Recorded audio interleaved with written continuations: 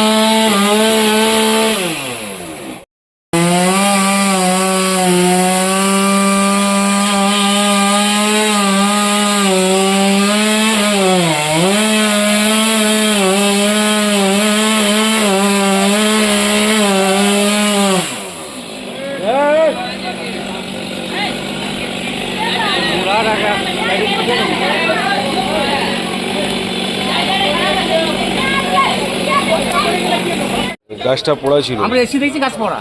মোটামুটি কটায়? এবার ধরুন 5টা, সাড়ে 5টা। 5টা সাড়ে 5টায় আপনি আসছেন। আপনি কি করেন এখানে? এই তো প্যারেন্টস।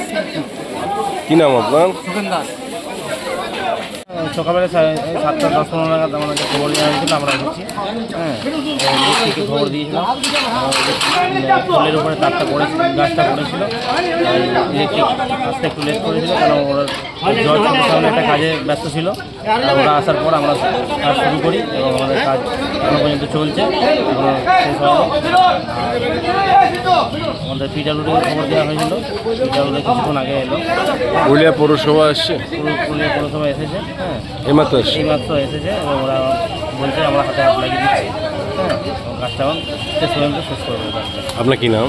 আমার নাম সুব্রত গোস্বামী, পুরুলিয়া ফার্স্ট।